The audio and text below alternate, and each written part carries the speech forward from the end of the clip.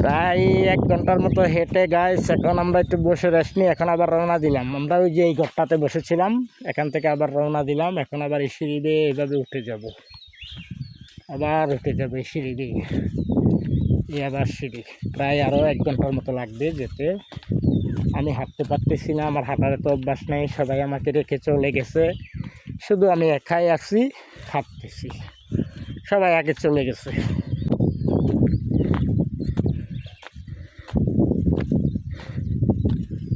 সুন্দর মনোরম দৃশ্য, দেখার মতো দৃশ্য গাইস।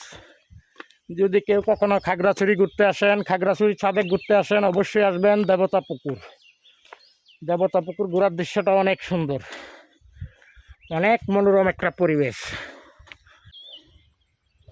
নিচে দেখা যাচ্ছে একটা ঝিল, ছোট পাহাড়ি নদী, ঝর্ণার পানি বয়ে যায় ওই ঝিলটা। অনেক উপরে চলে আসলাম, অনেক অনেক উপরে।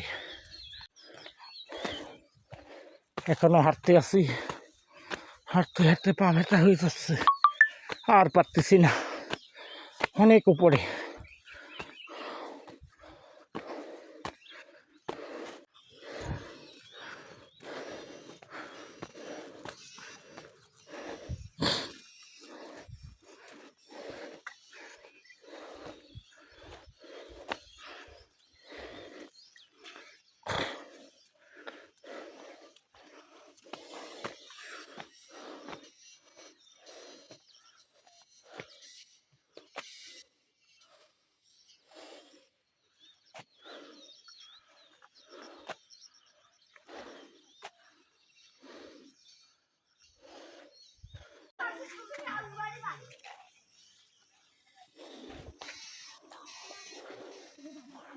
আই ভিডিও করব,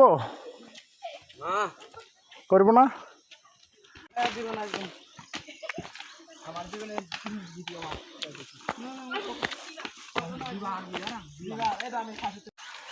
হ্যালো গাইস, আবার উঠা ধরলাম, এখন আবার উঠতেছি।